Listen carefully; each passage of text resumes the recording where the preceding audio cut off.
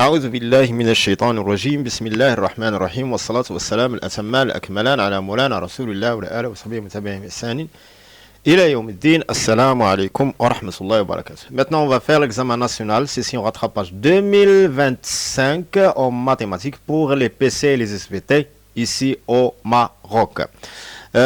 Ici, on a 4 exercices, ou bien on a, 4 exercices et un problème. Je vais commencer par l'exercice de suite. Ça, c'est le premier exercice numéro 1. On considère la suite UN définie par U0 égale 3 demi, UN plus 1 égale 3, UN plus 2 sur 2 plus UN pour tout entier naturel N.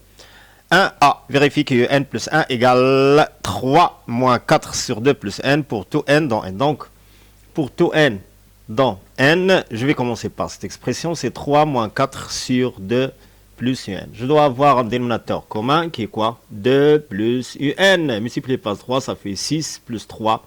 UN moins 4. Qui égale à quoi? Égale 6 moins 4, ça fait 2 plus 3 UN sur 2 plus UN. Et c'est vrai, c'est 2 plus UN. Alors, donc 3 moins 4 sur 2 plus UN égale UN plus 1. Donc, UN plus 1 égale 3 moins 4 divided by 2 plus UN, ça c'est pour tout N dans N. Question B. Montrer par récurrence que N encadré par 0,2 pour tout entier N de N. Donc, quel que soit N, on va montrer que UN compris entre 0 et 2. Donc, pour, par exemple, par récurrence, pour N égale 0, à quoi égale 0? Égale 3,5. Et 3,5 déjà encadré par 0 et 2. Alors, la proposition, elle est vraie pour N égale 0. Donc, on suppose que UN, ça c'est que UN compris entre 0 et 2 pour, c'est pas pour tout N, pour N dans N, et montrons que UN plus 1, strictement compris entre 0, strictement supérieur à 0, strictement inférieur à 2. Alors, dans ce cas, je vais encadrer cette expression car j'ai quoi? Une seule suite UN. Ici, on a la répétition 2 fois. C'est pour ça que l'encadrement est un peu compliqué. Alors, dans ce cas, on a UN déjà encadré par 0 et 2. Alors, 100%, je dois ajouter où se trouve oui. Donc, 2 plus UN encadré par 2 and 4. Donc, 1 sur 2 plus UN encadré par 1 quart et 1 demi. Je vais le multiplier ici par moins 4. Donc, moins 4 divided by 2 plus UN compris entre quoi? Si je multiplie ici par, comme l'inverse, par moins 4, je dois inverser. L'ordre, moins 4 demi, ça fait moins 2. Moins 4 sur 4, ça fait moins 1. Et enfin, j'ajoute 3. Moins 4 sur 2 plus UN. Encadré par moins 2 plus 3, ça fait 1. Et moins 1 plus 3, ça fait 2. 1 en même temps strictement supérieur à 0. Je vais simplement démontrer que UN plus 1 compris entre 0 et 2. Et c'est vrai entre elles. Alors, c'est pas équivaut. Alors, UN, ça c'est UN plus 1. 3 moins 4 sur 2 plus UN. Encadré par 0 et 2. Et enfin, d'où, pour tout N dans N, on a UN compris entre 0 et 2. Question 2A. Montrer que UN plus 1 moins UN à quoi égale 1 plus UN, facteur de 2 moins UN, le tout divisé par 2 plus UN. On a 2A. Pour tout N dans N. Quoi on a? On a UN plus 1 moins UN à quoi égale? C'est quoi l'expression de UN plus 1? Je vais écrire simplement la première expression. 3UN plus 2 sur 2 plus UN moins UN. Alors, UN plus 1 moins UN égale dénominateur commun. On a 3 UN plus 2 moins 2 UN moins UN carré, qui égale en même temps le tout divisé par 2 plus UN. C'est moins UN au carré. 3 UN moins 2 UN, ça fait 2 UN plus 2. Premièrement, 2 est une solution pour ce polynôme de degré 2 en supposant que n égale x. Donc, moins 2 au carré, ça fait moins 4 plus 2, c'est une solution. Donc, à quoi égal? Donc, c'est un, ou bien 2 est une racine. Moins 2, facteur de quoi? Un fois quoi? Pour qu'il me donne le premier terme, moins un carré, c'est moins un. Et le deuxième terme de degré 0 fois 1, le deuxième terme ici de degré 0 pour avoir le degré 0. Le terme de degré 0. Donc, moins 2 fois quoi? Pour qu'il me donne 2, c'est moins 1. Et enfin, on a moins un carré, moins un, moins 2, ça fait... moins plus 2, n, ça fait un, et plus de le tout divisé par 2 plus un. Nous devons avoir 1 plus un, c'est pas 1 moins un. Alors dans ce cas, je vais factoriser ici par le moins. Ici, je vais factoriser par le moins. Il me donne donc à quoi égal? C'est un ou bien 1 plus un. Je factorise ici par le moins, c'est quoi? 2 moins un, et c'est vrai. Sur 2 plus un, ça c'est pour tout n dans n. Si j'écris quel que soit n, ça veut dire quel que soit n dans n. Passons maintenant à la question suivante. B. Montrer que la suite n est croissante et en déduire que n est croissante. Déjà, on a pour tout n dans n, on a un plus 1 moins un égale 1 plus un facteur 2 moins un divisé par 2 plus un. Alors, je vais étudier le signe de un plus 1 moins un. Déjà, on a pour tout n, dans n, on a un encadré ou bien compris entre 0 et 2. Ça veut dire, voilà, 1 plus un. Strictement supérieur à 1, strictement inférieur à 3, oui. 2 moins un, si je déplace un, c'est pas, je peux, dans ce cas, encadrer moins un, après je peux ajouter le 2. Mais on a deux, ce qui me concerne, simplement le signe de 2 moins un. On a 2 moins un, je déplace un, le deuxième membre. Donc 2 moins un strictement supérieur à 0. 2 moins un strictement supérieur à 0. 2 plus un, ici j'ajoute 2. 2, ça fait 2 et 4. Dans tous les cas, comment 2 plus un strictement supérieur à 0? 2 moins un strictement supérieur à 0. 1 plus un strictement supérieur à 1 qui est strictement supérieur à 0. Alors les trois facteurs sont strictement positifs. Ça veut dire que un plus 1 moins un strictement supérieur à 0 pour tout n dans n. Alors dans ce cas, un est strictement croissante. Ou plus simplement est croissante directement. Et on déduit que n est convergente. C'est une déduction.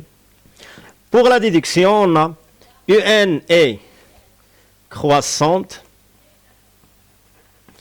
et majorée par... Majorée par quoi? Elle est majorée par 2. Alors, un est convergente. Question C. Montrer que 2 moins un plus 1 compris entre 0 et inférieur ou égal en même temps 2 septièmes de moins un. Ça, c'est la question C. Je vais déterminer premièrement, quel que soit n, dans n, je vais déterminer 2 moins l'expression de n. 2 moins un plus 1, quoi égale 2 moins, c'est quoi un plus 1, c'est 3 un plus 2, le tout divisé par 2 plus un. Alors, 2 moins un plus 1 égale, ça c'est le moins, oui. Ça c'est 4 plus 2 un moins 3 un moins 2, le tout divisé par 2 plus un, qui est égal à quoi? 2n moins 3n, ça fait moins un, et 4 moins 2, c'est 2. Donc, c'est 2 moins un, le tout divisé par 2 plus un. Alors, maintenant, je vais combiner entre 2 moins un plus 1 et 2 moins un. J'ai les deux expressions. Premièrement, il faut simplement encadrer 1 sur 2 plus un, qui sera inférieur ou égal à 2 septièmes. Premièrement, on a, quel que soit n, on a un plus 1 compris entre 0 et 2. Alors, ça veut dire que 2 moins un plus 1 strictement supérieur à 0. Toujours, je déplace un plus 1. Au lieu de faire l'encadrement de moins un plus 1, après d'ajouter le 2, je déplace maintenant un plus 1 au deuxième membre, qui sera 2 moins un plus 1 strictement supérieur à 0. Ça, c'est le premier terme, ou bien le terme à gauche, ce côté ici, c'est 0. Donc 2 moins un plus 1 est strictement supérieur. Montrons que 2 moins un plus 1 inférieur ou égal à 2 septièmes de moins un. Maintenant, je vais encadrer 1 sur 2 plus 1. Premièrement, un est une suite croissante. Ça veut dire que n est supérieur ou égal à u0. C'est quoi u0? u0 ici, c'est 3 demi. Alors, 2 plus un est supérieur à quoi? À 2, j'ajoute ici 2, j'ajoute ici 2. 3 demi plus 2. C'est quoi 3 demi plus 2? Ça fait 7 demi. Et c'est pas enfin. Ça veut dire que 1 sur 2 plus un est inférieur, je dois inverser l'ordre, 2 septièmes. Oui. Donc, 1 sur 2 plus un fois quoi? Fois 2 moins un. 2 moins un. Comment est 2 moins 1? C'est une valeur positive, sans changement d'ordre ou bien d'inégalité. Et inférieur ou égal à 2 septièmes facteur de moins un. Ça, c'est le moins, c'est pas le plus. Voilà. Et enfin, c'est quoi 2 moins un sur 2 plus un? C'est 2 moins un plus 1. Donc, 2 moins un plus 1 est inférieur ou égal à 2 septièmes facteur de 2 moins un. En même temps, on a 2 plus un plus 1 strictement supérieur à 0. Ça, c'est 1 et 2. Ça, c'est la conséquence des deux résultats. Le premier résultat qui est supérieur à 0, le deuxième résultat qui est inférieur ou égal à 2 septièmes, facteur de 2 moins un. Ça, c'est quel que soit n dans n. Question D. En déduire que 2 moins n encadré par 0 et 1 demi fois 2 septièmes à la puissance n. Pour 0, on a 2 moins u0. C'est quoi 2 moins u0? C'est 2 moins 3 demi. 2 moins 3 demi, ça fait 1 demi. 2 moins 3 demi, oui, c'est 1 demi. Et déjà compris entre 0 et 1 demi fois 2 septièmes à la puissance 0. 2 septièmes à la puissance, c'est 1, il me reste 1 demi. Donc 1 demi encadré par 0 et 1 demi. Et c'est vrai. Donc, elle est vraie. Donc, soit, ou bien on suppose, soit un, c'est pas un, 2 moins un. 2 moins n supérieur à 0 inférieur ou égal à 1 demi fois 2 septièmes à la puissance n pour n dans n et montrons que 2 moins un plus 1 encadré par 0 et 1 demi fois 2 septièmes à la puissance n plus 1. Donc, on a 2 moins un plus 1. Quelle est l'expression de 2 moins un plus 1? Déjà, comment elle est? Strictement supérieur à 0 et inférieur à 2 septièmes facteur de 2 moins un. L'accolade. Et déjà, on a, d'après la supposition, on a 2 moins un, déjà strictement supérieur à 0 et inférieur à 2 septièmes 1 demi fois 2 septièmes à la puissance n. Alors, je dois ici multiplier, pour avoir 2 septièmes à la puissance n plus 1, je dois multiplier par 2 septièmes. Alors, 2 moins un fois 2 septièmes, ça c'est 2 moins n fois une valeur positive, strictement supérieure à 0 et inférieure ou égal à quoi? 1 demi. 2 septièmes à la puissance n fois 2 septièmes, ça fait 2 septièmes à la puissance n plus 1. Ça c'est quoi? Donc, 2 moins un plus 1, strictement supérieur à 0, inférieur ou égal à 1 demi fois 2 septièmes, 2 septièmes facteur de 2 moins un, ça c'est 2 moins un plus 1, supérieur à 0, inférieur à 2 septièmes fois 2 moins un. En même temps, 2 septièmes fois 2 moins un est inférieur ou égal à 1 demi fois 2 septièmes à la puissance n plus 1. Et enfin, implique que 2 moins un plus 1, ça s'implique en même temps, encadré par 0 et 1 demi fois 2 septièmes à la puissance n plus 1. Et c'est vrai, donc, ou bien d'où, bien par suite, voilà, 2 moins un strictement supérieur à 0 et inférieur à 1 demi fois 2 septièmes à la puissance n. Et ça, c'est pour tout n dans n. La dernière question, E. Déterminer la limite de la suite un, c'est très très simple. On a la limite en plus l'infini de 2 septièmes à la puissance n égale 0. Pourquoi? Car 2 septièmes est une valeur strictement inférieure à et supérieure à 0. Alors la limite en plus l'infini de 1 demi fois 2 septièmes à la puissance n égale 0.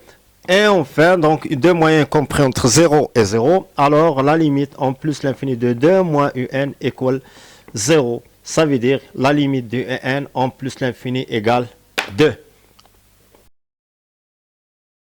Et maintenant, on va passer au deuxième exercice, exercice de la géométrie. Dans l'espace rapporté à un repère autonomie directe, OIGK, on considère les points A, B, C, ses coordonnées, le vecteur n, soit P, le plan d'équation x plus y, x moins y plus z moins 6 égale 0. La première question, 1A, montrer que AB, produit vectoriel AC égale 2n et déduire que les points A, B, C sont non alignés. Premièrement, je vais calculer, déterminer les coordonnées de AB et de AC. Donc AB, je vais commencer par les coordonnées de B. Donc c'est 1 moins 0, c'est 1. 2 moins 3, moins 1. Et enfin 1 moins 3, ça fait moins 2. Même chose, AC, 2, 3 moins 3, 0. 1 moins 3, ça fait moins 2. Donc, AB, produit vectoriel AC, égale, donc AB, c'est 1, moins 1, moins 2, 2, 0, moins 2, IJK. À quoi égale? Donc, pour I, je vais éliminer la première ligne, donc c'est 2. I. Pour J, je vais éliminer la deuxième ligne, commençons ici, c'est moins 4 plus 2, ça fait moins 2, J. Et j'élimine le troisième ligne, c'est 0 plus 2, donc plus 2 K. Je peux factoriser ici par 2, elle me donne I moins J plus K. Ça c'est quoi? C'est le vecteur N1, I moins J plus K, c'est le vecteur N. Alors, AB, produit vectoriel AC égale 2N.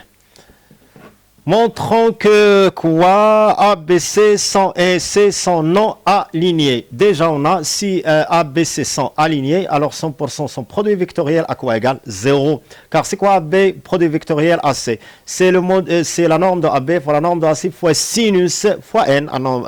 C'est un vecteur en même temps. Le produit vectoriel des deux vecteurs, c'est un vecteur.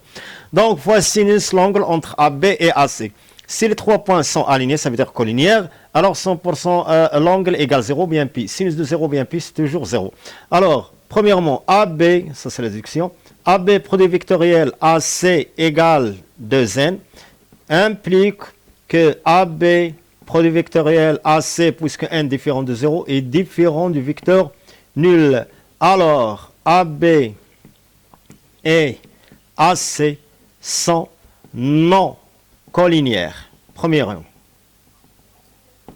non collinéaire, ça veut dire que les trois points A, B et C sont non alignés.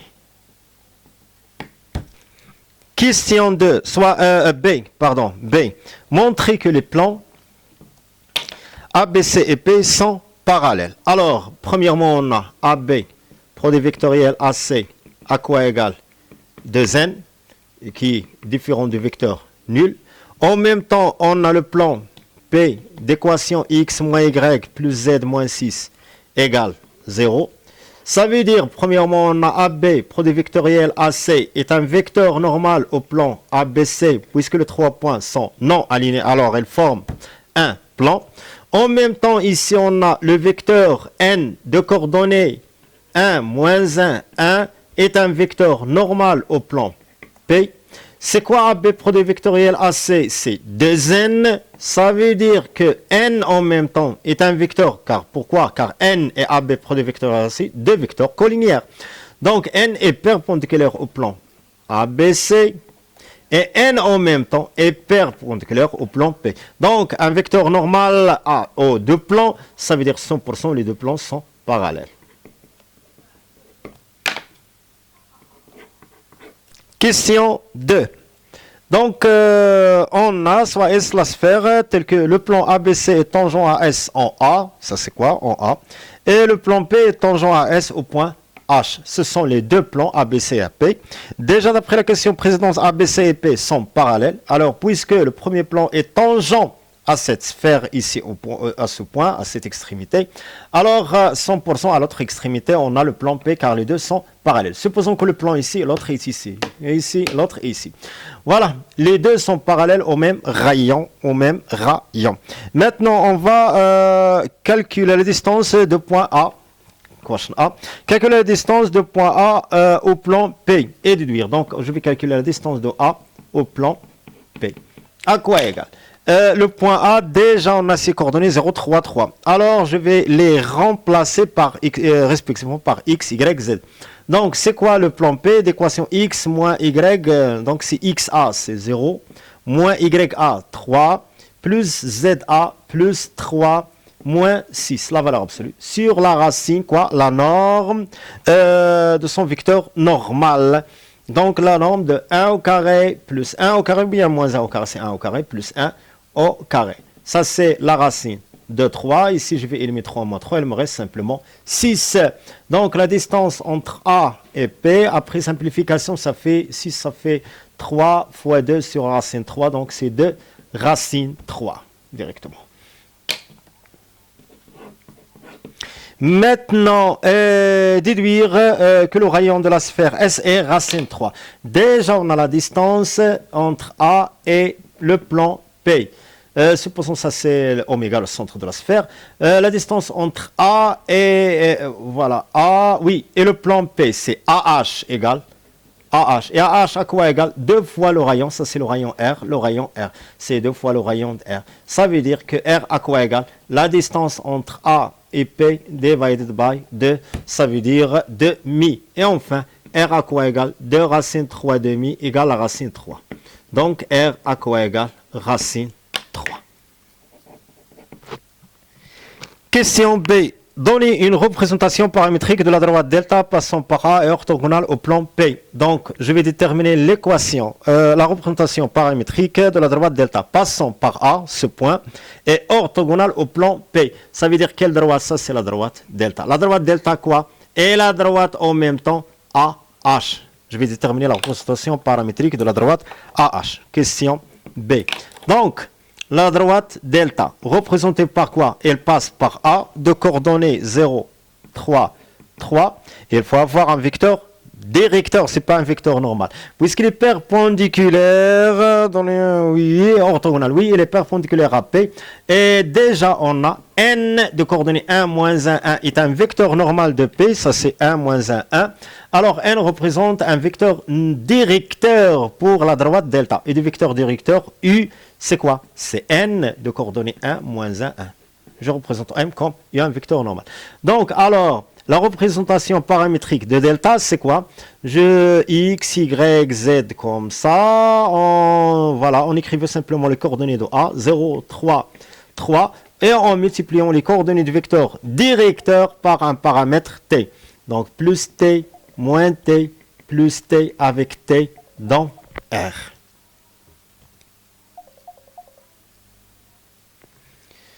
Oui, donc... Et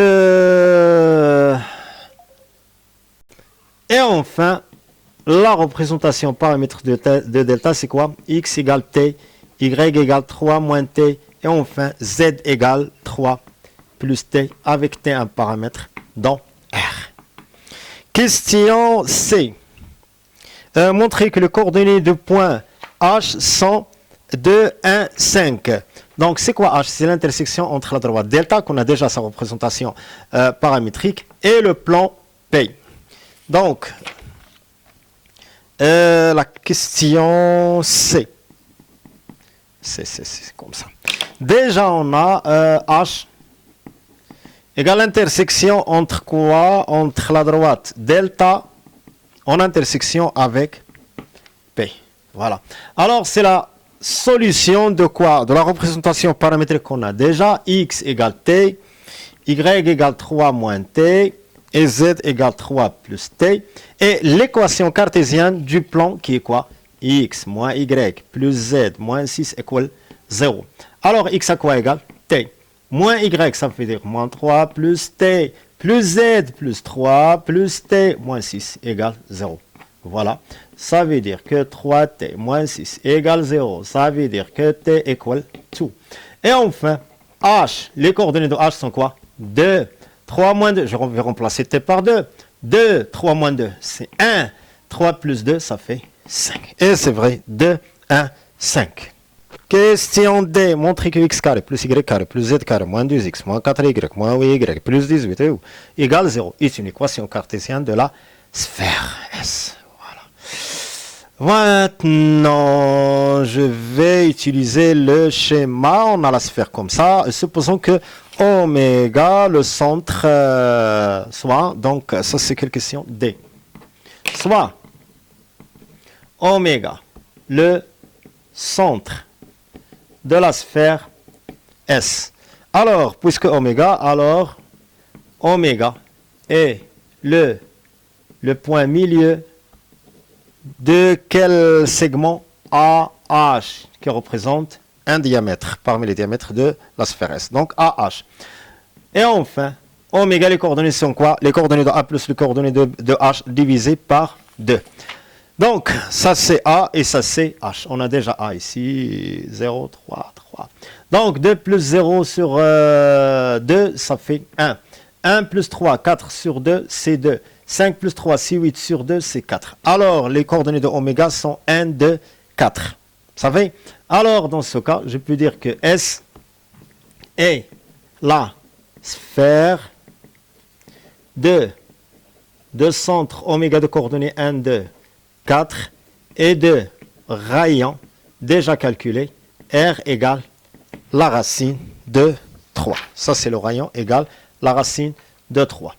Ça veut dire, son équation cartésienne, c'est quoi? X moins 1 au carré, plus Y moins l'ordonnée du centre au carré, plus Z moins la cote du centre au carré, à quoi égale racine 3 au carré. Ça veut dire X carré moins 2X par distributivité, plus 1, plus y carré, moins 4x, moins 4y, pardon, plus 4, plus z carré, moins 8z, plus 16 égale 3.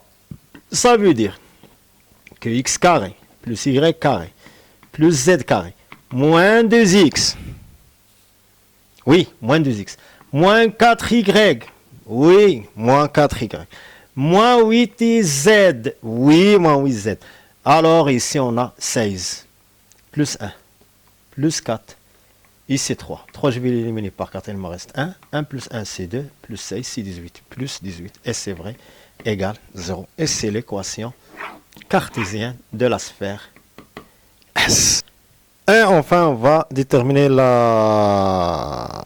l'intersection, ça c'est la question 3. Déterminer les deux points d'intersection de la droite BH et la sphère S. Premièrement, je vais déterminer la représentation paramétrique du BH. Voilà. Et on a déjà l'équation cartésienne qu'on a à la question précédente D de S. BH. Pour déterminer l'équation cartésienne, la représentation paramétrique, il faut avoir un point. Je vais prendre simplement le point B de coordonnées 1, 2, 1. Et un vecteur directeur qui est quoi? BH. Le vecteur BH. Le vecteur BH avec ses coordonnées, c'est quoi? On a déjà H, les coordonnées de H sont quoi? 2, 1, 5. Et B, ses coordonnées, c'est 1, 2, 1. Voilà. Pour BH, 2 moins 1, ça fait 1. 1 moins 2, c'est moins 1. Et 5 moins 1, c'est 4. Alors, la représentation paramétrique de BH, c'est quoi? X, Y, Z, 1, 2, 1. Ça fait plus K, moins K, plus 4K, avec K, un paramètre. C'est un paramètre muet. Je peux le remplacer par T, par n'importe quelle variable K, ou bien symbole. Oui, alors, dans ce cas, c'est quoi S en intersection avec BH? C'est quoi? C'est la solution de quoi? De la représentation paramétrique qu'on a déjà. Y égale 2, moins K. Et Z égale 1 plus 4K. Et la représentation, l'équation cartésienne, x carré plus y carré plus z carré moins 2x moins 4y moins 8z plus 18 égale 0. rho. Alors, je vais remplacer x ici, c'est 1 plus k au carré. Ça veut dire, plus y carré, c'est quoi? 2 moins k au carré. Plus z carré, 1 plus 4k au carré. Moins 2x, moins 2k. Moins 4 fois y, ça fait moins 8 plus 4. Oui, plus 4k. Car on a moins 4 fois moins k, c'est plus 4. Moins 8z, c'est moins 8, moins 32k. Et plus 18, à quoi égal? 0. Ça veut dire on a 1 plus k au carré plus 2k plus 4 moins 4k plus k au carré plus 1 plus 8k plus 16k au carré. Déjà on a moins 2, moins 8 plus 18. Moins 8, ça fait moins 16, moins 2, ça fait moins 18. Donc c'est rien. Moins 2k plus 4k moins 32k. 4k moins 2k, ça fait 2k, ça fait moins 30k. À quoi égal? 0. Alors, 16k au carré plus k au carré plus k au carré, ça fait 18k au carré. 2k moins 4k, ça fait moins 2. Moins 2 plus 8, ça fait 6.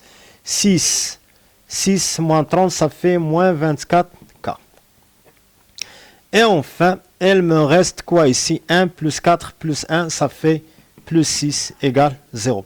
Dans ce cas, je peux factoriser ici par 6. Il me reste ici 3k au carré moins 4k plus 1 égale 0. Calculons maintenant delta égale moins 4 au carré, ça fait 4 au carré. Moins 4 fois 3 fois 1, ça fait 16 moins 12 qui est 4. Ici, une valeur strictement positive. Et là, deux solutions. Donc K1 et K2. K1 à quoi égal? Ça fait moins B, ça fait 4 moins la racine de 4, moins 2 sur 2 fois 3, ça fait 6, ou bien 4 plus 2 sixième. 4 plus 2 sixième, ça fait 1, 6 sixième. Ici, on a 2 sixièmes, ça fait 1 tiers. Alors, on a 100%, 2 points. Je vais remplacer ici K par 1 tiers et 1. Pour 1, donc S. Alors, S en intersection avec BH, c'est quoi? 2 points. Si je remplace ici, je vais commencer par 1 tiers, oui. 1 plus 1 tiers, ça fait 4 tiers. Je vais prendre quel point ici? A, B, C, D. Je vais prendre le point D. De coordonnées, on n'a pas déclaré les points. Oui. De coordonnées, 1 tiers plus 1, c'est 4 tiers. 2 moins 1 tiers, 5 tiers. Oui, ça fait 5 tiers. Et 1 plus 4 fois 1 tiers, 4 tiers, 7 tiers. Oui. Et le deuxième point, déjà on a H est un point, voilà, appartient au plan P. En même temps, c'est l'intersection entre P et la sphère. Alors elle appartient à la sphère. 100%, on a le point H. Et le deuxième point, c'est H, 100%. Pourquoi? Si je remplace ici 1, ça fait 2. 2 moins 1, ça fait 1. Et 4, 1 plus 4, ça fait 5. Et maintenant, on va passer à l'exercice numéro 3. Dans le plan complexe rapporté à un repère orthonormé direct, en UV, on considère les points A, B, C, D d'affixes respectifs A égale moins racine 3 plus I demi, B égale A moins I racine 3 demi, C égale 1 plus A et D égale C. Bar, question 1, vérifie que le module de A égale 1 et que l'argument de A congruent 5pi sixième. Commençons par le module de A. C'est quoi le module de A? C'est le module de moins racine 3 par décomposition demi plus 1 demi. I à quoi égal? C'est la racine de racine 3 demi au carré plus la partie imaginaire au carré qui est égal à la racine de 3 quarts plus 1 quart. 3 quarts plus 4 quarts, c'est 1, donc c'est 1. Alors, le module de A égale 1. Passons à l'argument de A. On a le module de A égale 1. Et on suppose que l'argument de A congruent 5pi sixième mode de pi. Alors, A, sous forme trigonométrique, s'écrit 1 et son argument est 5 pi. On suppose simplement sixième à quoi égal? C'est cos 5 pi sixième plus I sinus 5 pi. Sixième, c'est cos. C'est quoi 5 pi sixième? C'est pi moins pi sixième plus i sinus pi moins pi sixième. Qui est égal. Cos pi moins x, c'est moins cos x moins cos pi sixième. Et sinus pi moins x, c'est sinus x plus i sinus pi sixième. À quoi égale moins cos pi sixième, c'est racine 3 demi plus i fois 1 demi, qui est vrai, moins racine 3 demi plus 1 demi i, c'est quoi? C'est a, et c'est vrai, c'est a, égale a. Donc, voilà. Alors, a vraiment égale 1. Premièrement, c'est pas a. Je vais supposer simplement le calcul de 1 5 pi sixième. Donc, a égale 1 5 pi sixième. Alors, l'argument de a, congruence 5 pi sixième mode de pi. 2. La question 2 maintenant. Vérifie que c moins d sur c moins a égale i. Et on déduit que le triangle ABCD est un isocèle triangle en C. C moins D sur C moins A. À quoi égal? C'est quoi C? C'est 1 plus A. Moins D, c'est quoi D? C'est C bar sur C 1 plus A. Moins A. Je vais simplifier par A. Ici 1 plus A moins. C'est quoi C bar? C'est 1 plus A, le tout bar sur 1. C'est rien ici au dénominateur. C'est 1 plus A moins 1 moins A bar. Car 1 plus A bar, c'est 1 bar qui est 1. C'est un nombre réel. Plus A bar avec le moins A bar. Voilà. À quoi égale A moins A bar? C'est quoi? C'est 2 fois I, l'imaginaire de A. Si on a Z moins Z bar. À quoi égale 2i. C'est quoi l'imaginaire de A? L'imaginaire de A, c'est 1 demi. Donc, 1 demi. À quoi égale? Je vais simplifier par 2, elle me donne i. Et enfin, C moins D, divided by C moins D, égale i. Quoi d'autre? Et on déduire que le triangle est un triangle isocèle rectangle en C. Déjà, ça c'est la déduction. On a, d'après la question précédente, C moins D sur C moins A égale I. Alors, je vais calculer maintenant quoi le module et son argument. Le module de C moins D sur C moins A égale le module de I, qui est quoi? Le module de I, c'est 1. Et l'argument de C moins D sur C moins A, congruence, l'argument de I, mode de pi.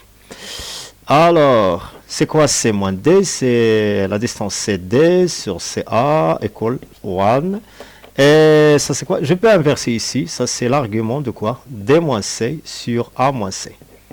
Ça veut dire, je peux multiplier par moins 1 en haut et en bas. Congruence, quoi? L'argument de I, c'est pi demi. Mode de pi. Donc, alors, CD égale CA. Ça, c'est quoi? Ça, c'est géométriquement, c'est l'angle CA, CD, congruence, pi demi, mode de pi. C'est un triangle rectangle en C, en même temps que CD égale CA, c'est un triangle isocèle. Alors, ACD est isocèle, voilà, rectangle en C. 3A. Montrer que D moins A égale 1 moins I. Et que B moins D égale racine 3 moins 1 demi facteur de 1 moins I. Commençons par D moins A. D moins A. C'est quoi D? C'est C bar. Et c'est quoi C bar? C'est 1 plus A bar. Moins A. Égale 1 moins facteur de 1 moins A bar. Nous avons déjà fait voilà cette relation, bien le calcul de A moins A bar, c'est quoi? 1 moins 2i l'imaginaire de A. À quoi égale 1 moins 2i, l'imaginaire de A c'est 1 demi, je vais éliminer ici, c'est 1 moins i. Et enfin, D moins A égale 1 moins i. B moins D. B moins D. C'est quoi B? C'est par décomposition 1 demi moins racine 3 demi I. Moins D, ça veut dire moins 1 moins A bar. À quoi égal 1 demi moins 1 demi, c'est moins 1 demi. Moins racine 3 demi moins. C'est quoi A bar? C'est moins racine 3 demi moins 1 demi I. Moins racine 3 demi plus 1 demi I pour A. Donc, sans conjuguer, c'est moins racine 3 demi moins 1 demi I. En introduisant ici le moins, c'est moins 1 demi moins racine 3 demi I plus racine 3 demi plus 1 demi I. Ici, je peux avoir, ça c'est racine 3 moins 1 demi. Voilà, ici, je peux factoriser, j'ai ici 1 demi I, 1 demi, ou bien je peux factoriser par 1 demi I. Oui, 1 demi I. C'est pas 1 demi I, moins 1 demi I, moins 1 demi I, moins 2 I, il me reste simplement racine 3. Ici, moins 1 demi, il me reste moins 1. Voilà. Sur 2, je peux factoriser directement par I. Simplement par I. Il me reste moins I, il me reste racine 3 demi et 1 demi. Comme ce nombre, racine 3 demi moins 1 demi, c'est racine 3 moins 1. Donc, à quoi égale racine 3 moins 1 demi, facteur. Dans le premier terme, il me reste 1 et dans le deuxième terme, il me reste moins I. Et enfin, B moins D. Et c'est vrai, égale racine 3 moins 1 demi fois A moins I. D. Déduire que les points A, D et B sont alignés. Déduction. On a, d'après la question précédente, on a D moins A égale 1 moins I. En même temps, on a B moins D égale racine 3 moins 1 demi, facteur de 1 moins I. Alors, je vais remplacer 1 moins I par D moins A. Alors, B moins D égale racine 3 moins 1 demi, facteur de quoi? De D moins A. Ça veut dire que B moins D sur D moins A à quoi égale racine 3 moins 1 demi. Et c'est un nombre réel pur. Alors, 100% A, D et B sont alignés. Maintenant, la question 4, soit R la transformation du plan que transforme chaque point M d'affixe Z en M' d'affixe Z', tel que Z' égale à Z. A, vérifie que R est une rotation dont on déterminera le centre et l'angle. Déjà, on a Z' égale à Z. Ça veut dire que Z' à quoi égale? C'est quoi A? C'est O. Déjà, on a A, son module c'est 1 en notation exponentielle et son argument c'est 5 pi sixième d'après la question 1. Oui. Fois Z. Alors, Z' à quoi égale en notation exponentielle 1 fois l'expo I 5 pi sixième Z. Je peux ajouter ici moins Z de oméga plus Z de oméga. On n'a pas ici, on n'a rien, c'est 0, 0, ça c'est 100%. La fixe de O et la fixe de O ici. Donc, alors, R est une rotation de centre O et d'angle θ égale 5 ou bien simplement et d'angle 5 pi sixième. B. Vérifier que AD égale C et R de D égale C. AD à quoi égale? A fois c'est quoi D? C'est C bar qui est 1 plus A bar. Par distributivité, c'est A plus A bar. Z bar égale au module de Z au carré. Ça fait le module de A au carré. Le module de A est déjà égal 1, donc ça fait A plus 1. Alors, AD égale 1 plus 1. 1 plus A, c'est le point C. Alors, AD égale C.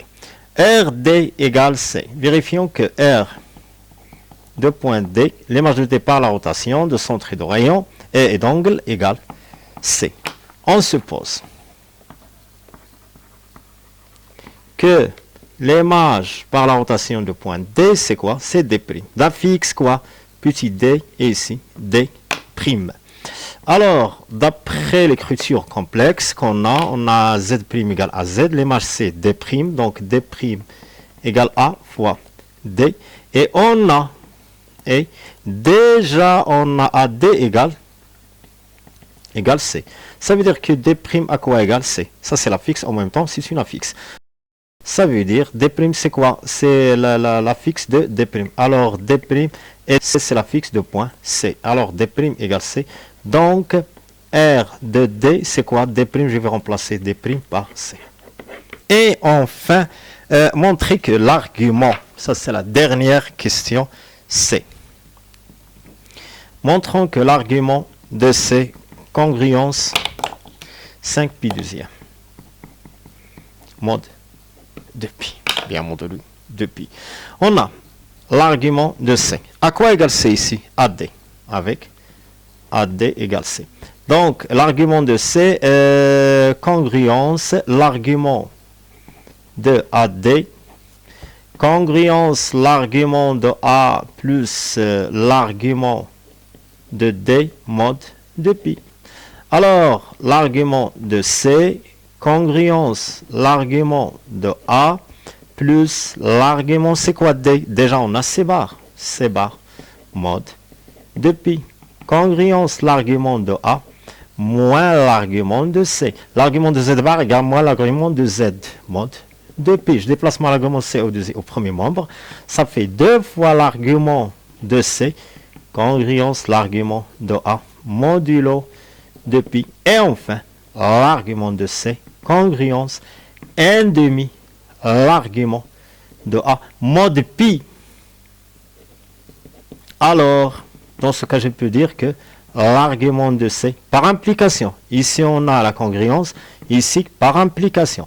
Donc, l'argument, ici comme ça. Donc, alors, l'argument de C, congruence, 1/2, l'argument de A, mode de pi.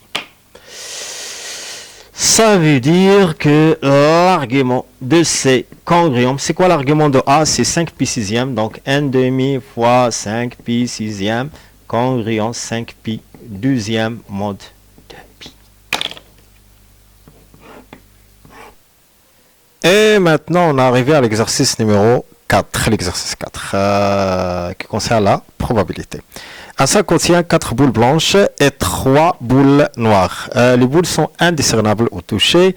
Un jeu consiste à tirer successivement et sans remise 2 boules du sac. Les règles de jeu sont comme suit. Si les 2 boules tirées sont blanches, on note plus 5. Si les 2 boules tirées sont noires, on note moins 5. Si les 2 boules tirées sont de couleurs différentes, on note 0.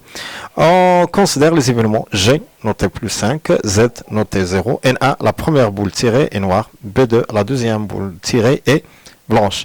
1A. Calculer la probabilité de G. La probabilité de l'événement G. C'est quoi l'événement G? C'est noté plus 5, ça veut dire si les 2 boules tirées sont blanches. Alors, on a tiré 2 boules, une blanche et la deuxième est blanche. Premièrement, on a un sac qui contient 4 boules blanches. On a 4 boules blanches et 3 boules qui sont noires, indiscernables au toucher. Alors, on va tirer ici successivement, bien consécutivement et sans remise. Alors, je vais utiliser directement l'arrangement. Je vais tirer 2 boules. Parmi combien ici? 7. Et c'est premièrement, c'est le cardinal de oméga. Alors, je vais commencer par la question 1. Proba de G.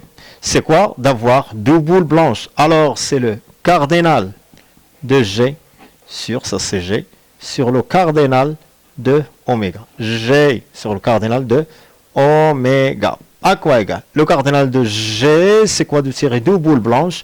Donc, l'arrangement de 2 parmi combien de boules blanches? On a 4.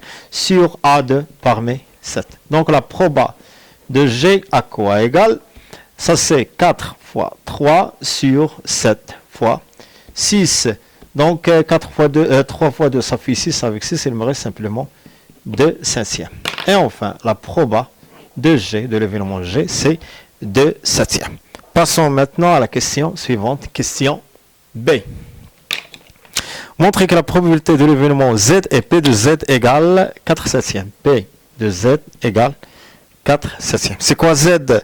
Z, c'est noté 0. Ça veut dire que les 2 boules tirées sont de couleurs différentes. Alors, j'obtiens soit noir, blanche, ou bien blanche, noire. Ça y est? Voilà. Dans ce cas, on a l'ordre et compte. Alors, on a l'arrangement. Alors, je vais commencer soit par la boule noire ou bien la boule blanche. Donc, et toujours, on a deux couleurs qui sont différentes. NB ou bien B et N.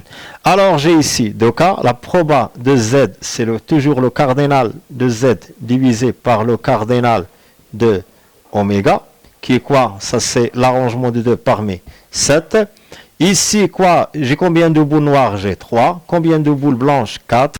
C'est l'arrangement d'une seule boule parmi 3 fois l'arrangement d'une seule boule parmi les 4 boules blanches. Alors, l'ordre compte ici, car j'ai l'arrangement. Je dois avoir la première, c'est quoi? Je peux tirer la boule noire ou bien la boule blanche. Donc, c'est 1 parmi 2. Donc, à quoi égale? C2 fois 3 fois 4, on a 1. Combien de facteurs j'ai? Un seul facteur. Ici, c'est 1,5. C'est 1 parmi 2, c'est 2. Ici, j'ai 2 facteurs. 7 fois 6. À quoi égale? 2 fois 3, 6 divisé par 6. Donc, c'est 4 septièmes. Et enfin, P de Z égale 4 septièmes. 2A. Quelle est la probabilité? La probabilité de N1 inter B2. Proba de N1 en intersection avec B2. Ça veut dire quoi? C'est quoi N1? La première boule tirée est noire. Donc la première, l'ordre est compte ici. La première tirée est noire. B2, oui, la deuxième tirée est blanche. Alors on a une seule possibilité, N et B. Donc c'est quoi? C'est le cardinal de N1 en intersection B2. L'intersection de deux événements, c'est un seul événement. Sur le cardinal de oméga. À quoi égale? Je peux tirer ici. Combien j'ai de boules noires? J'ai 3. De boules blanches, j'ai 4. Donc, je vais tirer 1 parmi 3 fois 1 parmi 4. Le tout divisé par A, 2 parmi 7. À quoi égale? Ça, c'est 7 fois 6. Ici, 3 fois 4. C'est quoi 4? C'est 2 fois 3. Ça fait 6. Je vais l'éliminer. Il me reste simplement 2 septièmes. Et enfin, P de 1 en intersection B2 à quoi égale? 2 septièmes. B. Question B. Montrer que la proba de B2 égale 4 septièmes. Proba de question B. Proba de B2 égale 4 septièmes. Et c'est quoi B2? Donc, on a simplement la deuxième boule tirée et blanche. Alors la première, elle peut être noire ou bien blanche. Alors j'ai deux cas. J'ai la première blanche et j'ai en même temps la première est noire. Dans ce cas, je peux utiliser deux choses puisqu'elle est blanche. Les deux boules tirées sont blanches. Alors je parle de quoi? C'est plus 5, ça veut dire G. Ça correspond à l'événement G. Et pour noir et blanche, la première boule tirée est noire, la deuxième boule tirée est blanche, d'après la question précédente, 2A. Donc c'est N1 en intersection, c'est l'événement N1 en intersection avec B2. Alors, la probabilité de B2, c'est quoi? C'est le cardinal de G ou bien plus le cardinal de N1 en intersection avec B2, le tout divisé par le cardinal de oméga. C'est le cardinal de G sur le cardinal de oméga plus le cardinal de N1 en intersection avec B2 sur le cardinal de oméga. Ça, c'est la proba de G plus la proba de N1 intersection B2. La proba de G, c'est quoi? C'est 2 septièmes.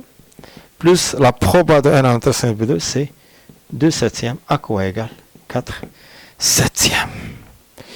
Oui, donc la proba de B2, c'est 4 septièmes.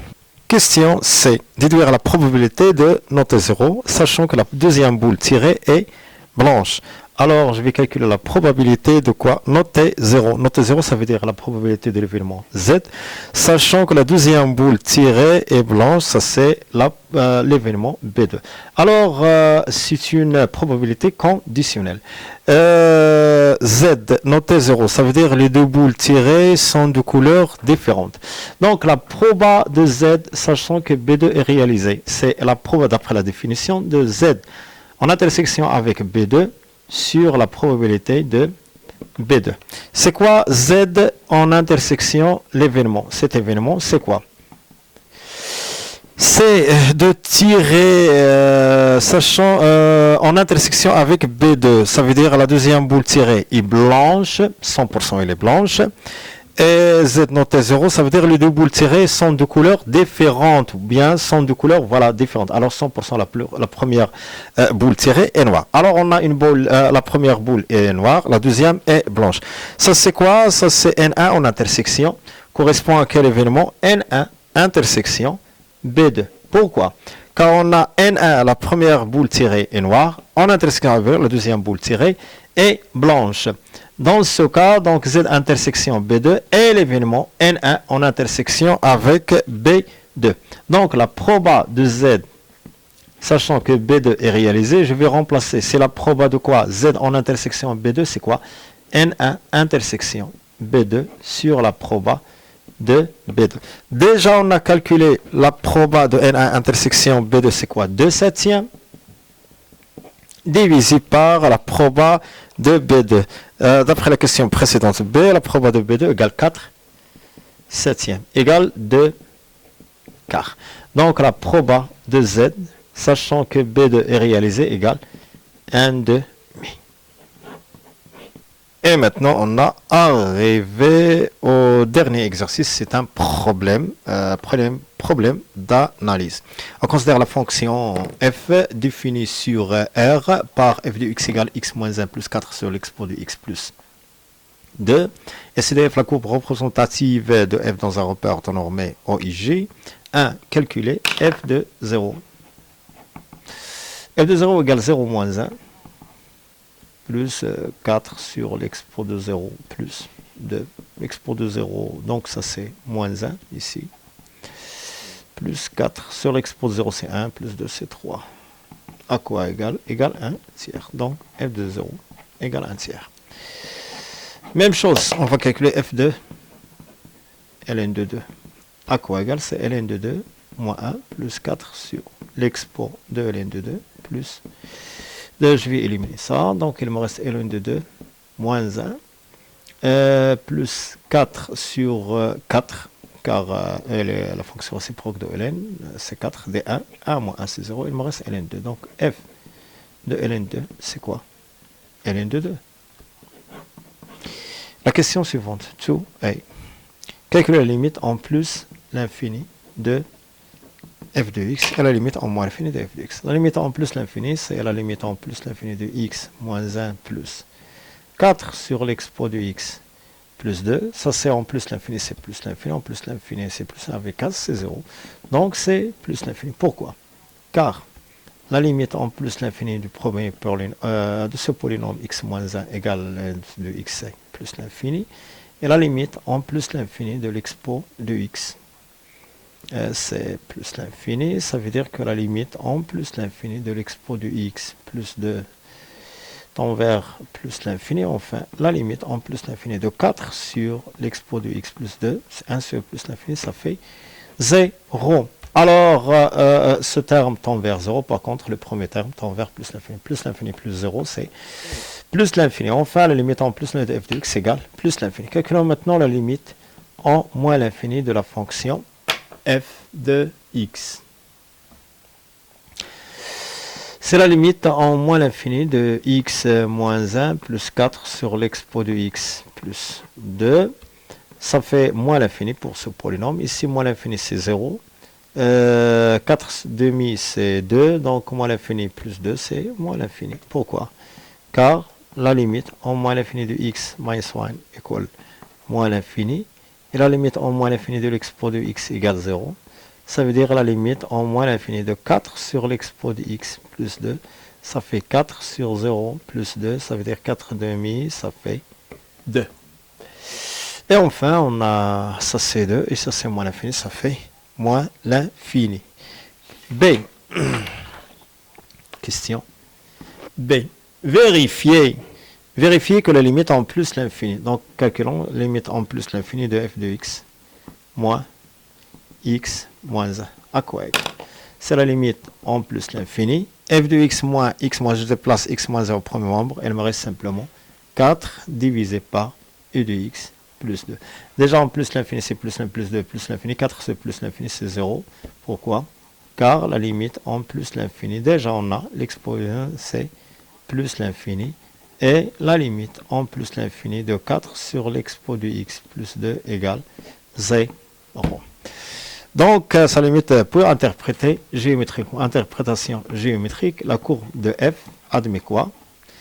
Une asymptote oblique d'équation y à quoi égale x moins 1 au voisinage de plus l'infini. 3a. Vérifiez que pour tout x dans R, f de x égale x plus 1 moins 2 l'expo x sur l'expo de x plus 2. Alors dans ce cas, je vais faire simplement la différence. Donc f de x, quel que soit x dans R, point virgule, f de x moins quoi? Moins x moins 1 plus 2 l'expo de x sur l'expo de x plus 2. À quoi égal? C'est quoi f de x? C'est x moins 1 plus 4 sur l'expo de x plus 2 moins x moins 1 plus 2 l'expo de x sur l'expo de x plus 2. À quoi égal? X moins 1 ça fait moins 2. Ici, on a un dénominateur commun qui est l'expo de x plus 2. Ici, c'est 4, ou bien je vais commencer par 2 l'expo de x plus 4. À quoi égale moins 2? Je peux factoriser ici par 2. Il me reste expo de x plus 2, le tout divisé par l'expo de x pour 2 qui donne 1. Donc, c'est moins 2 plus 2, ça fait 0. Donc, f de x à quoi égale? Totalement x plus 1 moins 2 l'expo de x, le tout divisé par l'expo de x pour 2, pour tout x dans R. Question suivante B. Calculer la limite en moins l'infini. La limite en moins l'infini de quoi? De l'expo de x sur l'expo de x plus 2. Et on déduire que la droite d'équation y égale x plus 1 est une asymptote oblique de la courbe C de f au voisinage de moins l'infini. À quoi égale? Ça c'est 0 sur moins l'infini, c'est 0 plus 2. 0 sur 2, ça fait 0, donc directement. Et on déduit que la droite, je vais calculer maintenant la limite en moins l'infini de f de x moins quoi? Y, qui est quoi? La limite en moins l'infini, je vais choisir ici la deuxième expression de la fonction f de x, c'est quoi? X plus 1 moins 2 l'expo de x sur l'expo de x plus 2 moins y, c'est quoi y? X plus 1, ça fait, je vais introduire le moins x moins 1. Donc moins x moins 1. Il me reste simplement la limite en moins l'infini, moins 2 l'expo de x sur l'expo de x plus 2, qui me donne quoi? Déjà, on a l'expo de x sur l'expo de x plus 2, c'est 0, donc c'est tout égal 0. Car la limite en moins l'infini de l'expo de x sur l'expo de x plus 2 égale 0. Par suite, la limite en moins l'infini de quoi? De f de x moins quoi? Y qui est x plus 1 égale 0. Alors la courbe de f admet, même chose, une asymptote oblique d'équation y égale x plus 1 au voisinage de quoi? Au voisinage de moins l'infini. Et maintenant la question C. montrer que pour tout x dans R, f de x moins x compris entre moins 1 et 1. En se basant ici sur deux expressions de la fonction f de x. Premièrement, on a déjà f de x égale x moins 1 plus 4 divisé par l'expo de x plus 2. En même temps, la deuxième expression, c'est que f de x égale x plus 1 moins 2 l'expo de x sur l'expo de x plus 2. Et c'est pour tout x dans R. Les deux expressions sont les mêmes ou bien sont égales. Premièrement, f de x moins x à quoi égale? Moins 1 plus 4 sur l'expo de x plus 2. Même chose. f de x moins x égale 1 moins 2 l'expo de x sur l'expo de x plus 2. Pour faire l'encadrement de quoi? F de x moins x. Alors, je vais encadrer maintenant ces deux expressions. Premièrement, quel que soit x dans R, 4 sur l'expo de x, cette fraction est strictement supérieure à 0. Pourquoi l'expo de x strictement supérieure à 0? Plus 2 strictement supérieur. Une valeur positive, c'est une valeur positive, strictement positive. Même chose. On a 2 l'expo de x sur l'expo de x plus 2 strictement supérieur à 0. Alors, 4 sur l'expo de x plus 2, quoi? Moins 1. La première expression. Strictement supérieure en soustrayant 1, en soustrayant 1 ici. Moins 1, moins 1. Même chose. Je dois ici multiplier par le moins. Moins 2 l'expo de x sur l'expo de x plus 2. Je multiplie ici par le moins. Je dois inverser l'ordre. Strictement inférieur à 0. Donc, toujours 4 sur l'expo de x plus 2 moins 1 strictement supérieur moins 1. Ici, je dois ajouter 1 et 1 moins 2 l'expo de x sur l'expo de x plus tout strictement inférieur quoi? À 1. Donc, à quoi égale 4 sur l'expo de x plus 2 moins 1? C'est f de x moins x. À quoi égale 1 moins 2 l'expo de x sur l'expo de x plus 2? C'est f de x moins x. Alors, ça veut dire, je peux écrire ici, f de x moins x strictement supérieur à moins 1 et en même temps, f de x moins x strictement inférieur à 1. Je rassemble tout, alors f de x moins x strictement inférieur à 1, la deuxième une égalité, et la première strictement supérieure à moins 1. Et c'est vrai, donc f de x moins x compris entre moins 1 et 1, ça c'est pour tout x dans R.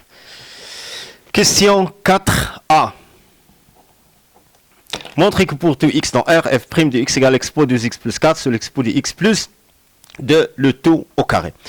Alors dans ce cas, je peux dire que la fonction, premièrement, on a la fonction f de x. Je vais prendre la première expression égale x minus 1 plus 4 sur l'expo de x plus 2.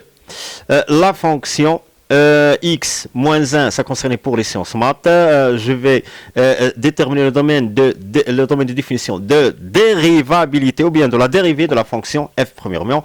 Alors je vais montrer que la fonction est dérivable sur R. X moins 1 est un polynôme et dérivable sur R. Même chose, la fonction 4 sur l'expo de x plus 2 est dérivable sur R avec l'expo de x plus 2 différent de 0, strictement supérieur à 0, ça veut dire différent de 0. Alors, la fonction f, c'est la somme des deux fonctions et dérivable sur R.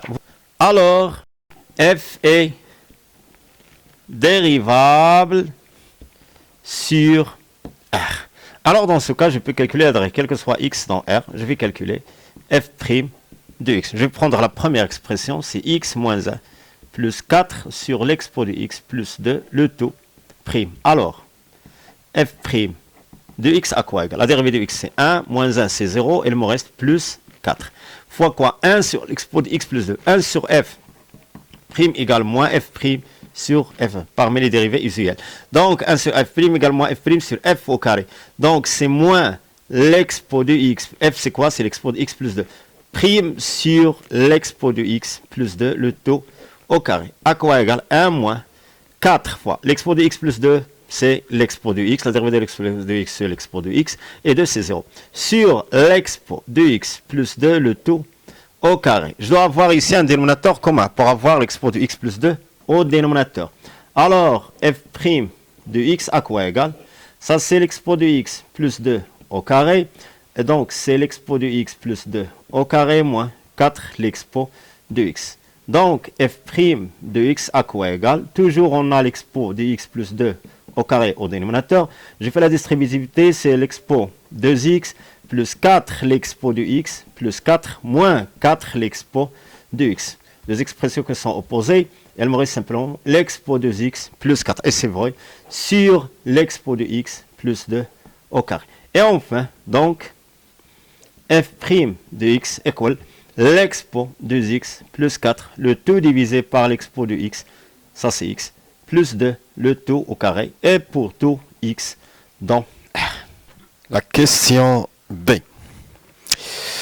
Déduire que la fonction f est strictement croissante sur R. Déjà on a, quel que soit x dans R, f' de x à quoi égale l'expo de x plus 4 sur l'expo de x plus 2 le tout au carré, et il est toujours strictement supérieur à 0. L'expo toujours strictement, donc il est strictement supérieur à 0.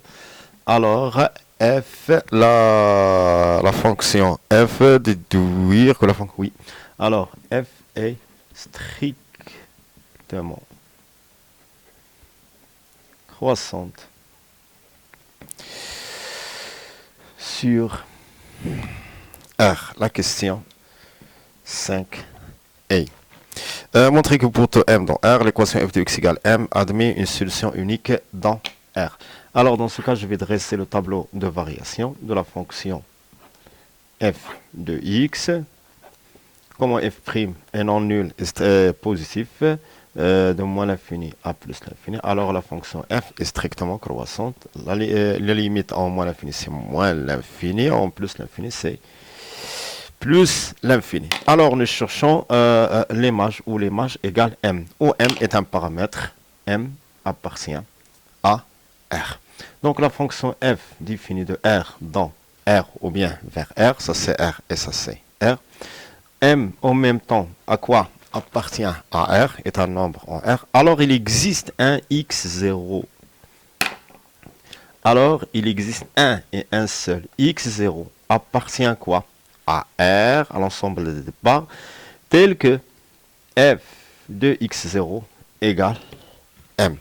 Enfin, l'unique solution de l'équation f de x égale 0. Question B.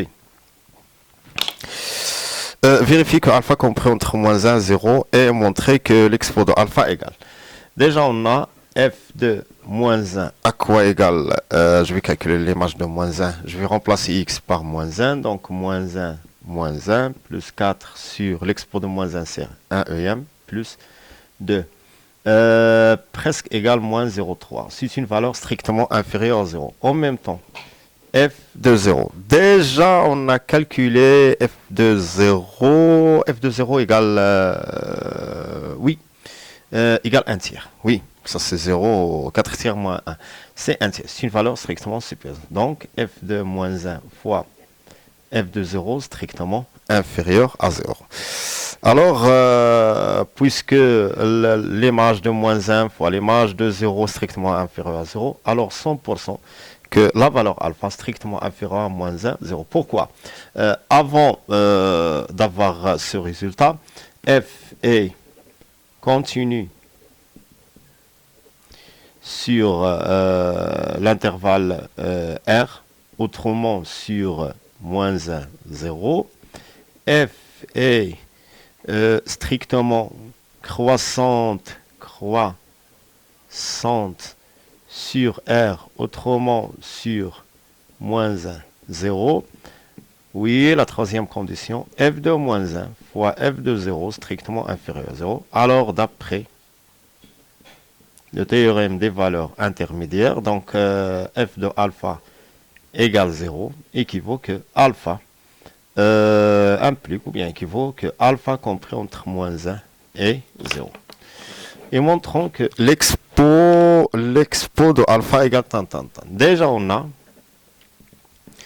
f de alpha égale 0. Ça veut dire alpha moins 1 plus 4 sur l'expo de alpha plus 2 égale 0. Alors, je vais déterminer simplement ici l'expression de l'expo de alpha. Donc, 4 sur l'expo de alpha plus 2 à quoi égale 1 moins alpha. Je déplace alpha moins 1 au deuxième membre. Ça veut dire que alpha, l'expo de alpha plus 2 sur 4 égale 1 sur 1 moins alpha. Donc l'expo de alpha plus 2 à quoi égale 4 sur 1 moins alpha. Et on fait l'expo de alpha à quoi égale 4 sur 1 moins alpha moins 2. Qui égale à quoi? 1 moins alpha, ça c'est 4 moins 2 plus 2 alpha. Et enfin, l'expo de alpha à quoi égale 4 moins 2, c'est 2 plus 2 alpha, le tout sur 1 moins alpha. Je peux factoriser ici par 2, il me reste quoi? 1 plus alpha sur 1 moins alpha. Donc deux facteurs, voilà, 1 plus alpha sur 1 moins alpha. Maintenant, la question 6a. Montrez que pour tout x dans R, f seconde de x à quoi égale 4 l'expo de x, facteur de l'expo de x moins 2, c'est l'expo de x plus 2 au cube. Alors, quel que soit x dans R, je vais calculer f seconde de x à quoi égale, c'est l'expo de x sur quoi l'expo de x plus 2 au carré, le tout prime. Alors, f seconde de x à quoi égale, c'est toujours l'expo de x plus 2 à la puissance 4, 2 à la puissance 2. La dérivée de l'expo de x plus 4, c'est 2 l'expo de x, facteur le dénominateur qui est l'expo de x plus 2, le tout au carré, moins l'expo de x plus 4, facteur de quoi? La dérivée c'est 2, l'expo de x plus 2 c'est l'expo de x, et fois l'expo de x plus 2, à quoi égale? Je peux factoriser par l'expo de x plus 2, ici l'expo de x plus 4 à la puissance 4. Si je factorise l'expo, il me reste simplement 2 l'expo de x fois l'expo de x plus 2. Donc c'est 2 l'expo 3x, et l'expo de x fois 2 plus 4 l'expo de x. J'élimine ici l'expo de x et l'expo de x plus 2. Il me reste quoi? Ces deux facteurs. Moins l'expo de x fois 2, donc c'est 2 l'expo 3x plus 4, ça c'est le moins, oui. Et j'ai le moins en même temps, 4 fois 2 c'est moins 8 l'expo de x. Je ferme la parenthèse. Alors je vais simplifier par l'expo de x plus 2, ici pardon c'est 2. Donc c'est l'expo de x plus 2 au cube. Et 2 l'expo 3, 2 l'expo 3x ici, moins 2 l'expo 3x, ça fait deux opposés. Il me reste simplement 4 l'expo 2x moins 8 l'expo x. Je dois avoir 4 l'expo de x. Oui, c'est 4 l'expo de x facteur. Il me reste au premier terme l'expo de x, le deuxième terme moins, tout. Donc sur l'expo de x plus 2 au cube. Et c'est vrai. Donc f seconde de x à quoi égale 4 l'expo de x facteur de l'expo de x moins 2 sur l'expo de x plus 2 au cube. Et ça c'est quel que soit x dans R. B. Passons maintenant à la question B. Étudiez le signe de l'expo de x moins 2. Simplement, je vais dresser le tableau de signes. Ça c'est x sur moins l'infini plus l'infini. Donc l'expo de x moins 2 égale 0 équivaut que l'expo de x égale 2. Ça veut dire que x à quoi égale ln de 2. Il s'annule en ln de 2. Donc à droite elle est positive comme, comme si on a un polynôme de degré 1. Ici négatif. Alors l'expo de x moins 2 strictement inférieur à 0 si on a x strictement inférieur à ln2 et l'expo de x moins 2 strictement supérieur à 2 si x strictement supérieur à L2 en ln2 égale 0. La question C, déduire que la courbe C de f admet un point d'inflexion collant déterminant. Alors dans ce cas, nous devons déterminer le signe de f seconde. C'est la question C. C'est une simplement déduction. Déjà, on a, quel que soit x dans R, f seconde de x à quoi égale 4 l'expo de x fois l'expo de x. Minus 2 divided by l'expo de x plus 2 à la puissance 3. Alors, le signe de f seconde de x est celui de quoi? L'expo de x moins 2. Donc, je vais fusionner entre le tableau de signe et le tableau de concavité. Donc, on a déjà l'expo du x moins 2. Ça, c'est l'expo du x moins 2 qui s'annule en ln de 2, ici positif et ici négatif. Même chose, f seconde du x, le signe est celui de l'expo du x moins 2. Même chose, moins, plus, et s'annule en ln de 2. Elle est définie sur R toujours. Et il me reste ici la concavité.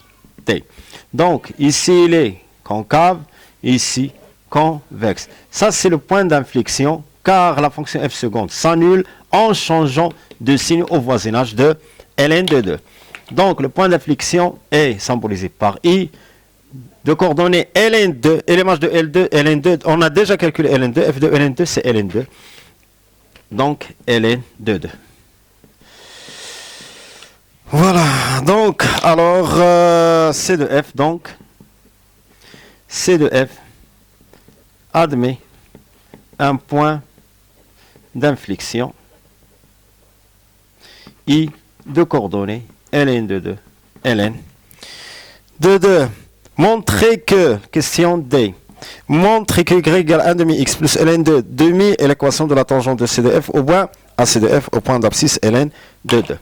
Alors, la tangente, son équation, c'est quoi? Égale f' en quoi au point d'abscisse ln de 2, facteur de x moins ln de 2, plus l'image de ln de 2. Je vais calculer maintenant f', l'image de ln de 2 par la fonction f'. Déjà, on a f', l'expression de f'. f' de ln de 2. À quoi je remplace x par ln de 2? C'est l'expo de 2 ln de 2 plus 4 divided by l'expo de ln de 2 plus 2, le tout au carré. C'est quoi l'expo à la fonction réciproque de ln? Il me reste simplement 2. 2 plus 2, c'est 4. 4 au carré, ça fait 16. Ici, c'est l'expo de ln2 à la puissance 2. Donc, le 2 ici, on peut introduire le 2 à l'intérieur de ln pour qu'elle sera un exposant. Donc, c'est ln de 2 à la puissance 2 plus 4. À quoi égal? Je vais éliminer n avec l'expo. Ça fait 4 plus 4, ça fait 8 16e. Et enfin, f' de ln de 2 à quoi égal? 1,5. Et c'est vrai, on a le coefficient de recteur de la droite, c'est 1,5. Donc, et déjà, on a f de ln2 égale ln2. De même, on a f de ln2 égale ln2 d'après la question 1. Alors, l'équation de la tangente, c'est y à quoi égal? Je vais remplacer f' de ln2 par 1,5, facteur de x moins ln2, plus f de ln2, c'est ln2. À quoi égal? 1,5x moins ln2 demi plus ln2. Et enfin, y à quoi égal? 1,5x plus ln2 demi. Car ln2 moins ln2 demi, c'est ln2 demi. Ça, c'est l'équation de la tangente au point d'abscisse en supposant A de coordonnées ln2, ln2. La question 7, construire la courbe C de F dans le repère OIJ. J'ai déjà ici construire le repère OXY, orthonomie directe, de vecteur unitaire IJ. Il faut construire les asymptotes et les tangentes. Ici, on a deux asymptotes au voisinage de plus l'infini qui est y égale x moins 1, y égale x plus 1 en moins l'infini. C'est quoi? Il est déjà parallèle à la bisectrice. Cette droite bisectrice qui passe par l'origine O en descendant ou bien par translation d'un pas égal 1 en bas. Voilà, comme ça. Et l'autre d'un pas 1, donc en haut, plus 1. Ce sont les asymptotes. En même temps, j'ai construire ici la tangente à la courbe au point d'abscisse ln de 2. ln de 2 presque 0,7, c'est 0,69, presque 0,7. Donc, l'image de ln2, c'est ln2. Alors, c'est un point appartenant à la bisectrice. Donc, il passe par ce point. Et ln2 demi représente son ordonnée à l'origine. Ça, c'est ln2 demi, le milieu de ce segment. Alors, c'est une tangente. Ça, c'est la tangente y égale 1 demi x plus ln2 demi. Alors, par le biais des deux tableaux, les deux tableaux sont quoi? Table de concavité et table de... Voilà, ici, on a le tableau ou bien la table de variation. Un point d'inflexion, c'est le point I. Ça, c'est le point I de coordonnées ln2, ln de 2.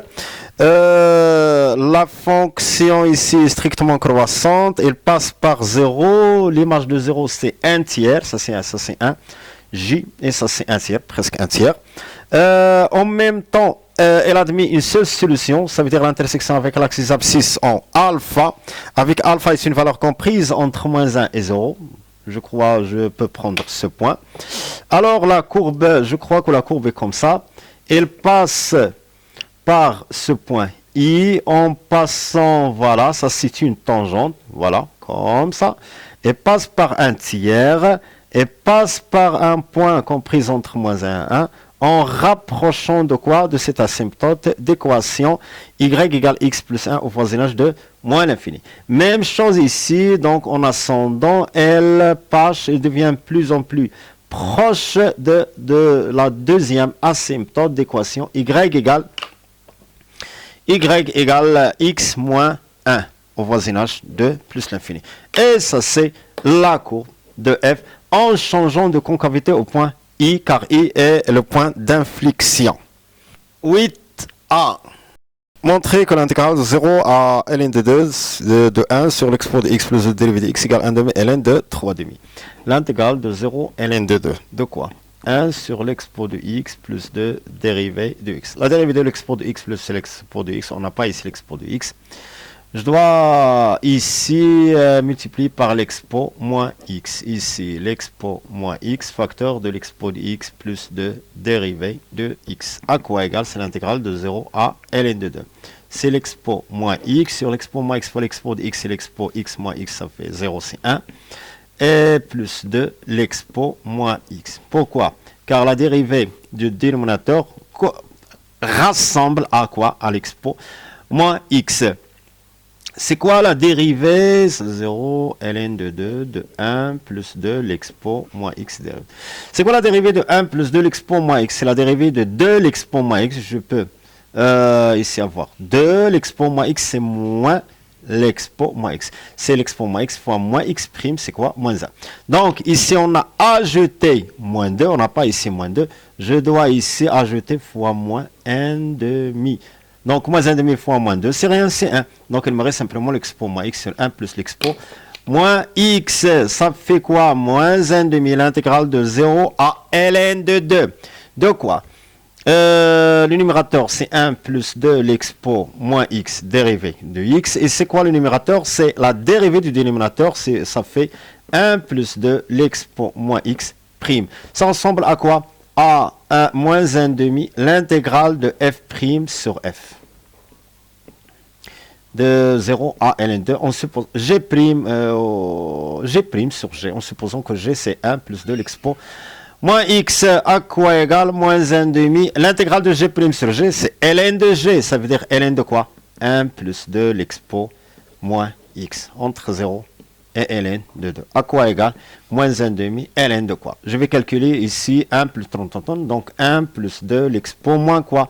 Ln de 2. Sur, pour 0, c'est 1 plus 2 l'expo moins 0. Pourquoi sur? Car j'ai ici ln de, pour ln de 1 plus 2 l'expo moins ln de 2, moins ln de 1 plus 2 l'expo de 0. Ln de a moins ln de b, c'est ln de a divided by b. À quoi égale? Moins 1 demi, ça c'est 1, moins 1 demi, ln de quoi? Donc, oui, 1 plus 2 l'expo de ln, c'est quoi moins ln2? C'est ln de 1 demi, premièrement. Sur 1 plus 2, car l'expo de 0 c'est 1, égale moins 1 demi, ln de quoi? Je vais éliminer ln et e, il me reste simplement 1 demi. 1 demi fois 2, donc 1 plus 2 fois 1 demi sur 3, qui égale à moins 1 demi ln de 2 tiers, de 1 demi c'est 1, 2 tiers, égale, on n'a pas ici le moins, on n'a pas le moins, donc c'est 1 demi ln, je fais l'inverse, 3 demi. Alors donc, l'intégrale de 0 à ln2 de 1 sur l'expo de x plus de dérivée de x à quoi égale 1 demi ln de 3 demi. Et enfin, B, la dernière question. B. Calculer en unité d'air l'aire de la partie de plan délimitée par la courbe C de F, la droite d'équation Y égale X moins 1, l'axe des ordonnées et la droite d'équation X égale ln de 2. Alors, je vais déterminer l'aire délimitée entre cette courbe et la droite d'équation Y égale X moins 1 entre 0 et ln de 2. Donc, ça veut dire cette partie, comme ça. Simplement, cette partie assurée. Donc, premièrement, on a l'intégrale de 0 à ln 2 de quoi? De f de x moins quoi? Moins y moins y, qui est quoi? X moins 1.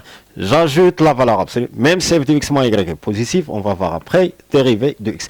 Unité de mesure, c'est la norme de i fois la norme de j. On suppose que la norme de i égale 1 et la norme de j, ils n'ont pas déclaré ici les normes. Alors la norme de i égale la norme de j égale 1, ça veut dire centimètre carré, 1 centime fois 1 centime.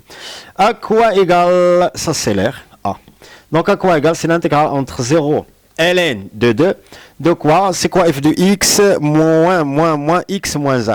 F de x moins x, je déplace x moins 1 au deuxième membre, et il me reste simplement 4 sur l'expo de x plus 2 dérivée de x. Cette fonction est positive, c'est pour ça que j'élimine la valeur absolue. Alors, A, l'air, ici l'unité de mesure, ou bien je peux écrire centime carré. Donc, c'est l'intégrale entre 0 et ln2. Je vais sortir le 4. Il me reste simplement 1 sur l'expo de x plus 2 dérivée de x, l'unité de mesure. On a déjà calculé l'intégrale de 1 sur l'expo de x plus 2 dérivée de x égale 1 demi ln de 3 demi. À quoi égale 4 fois 1 demi ln de 3 demi centimes carré ou bien unité de mesure.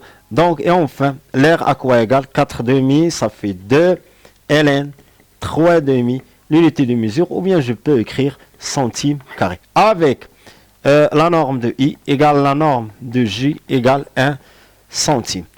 Sinon, je peux écrire simplement unité de mesure u point. Merci.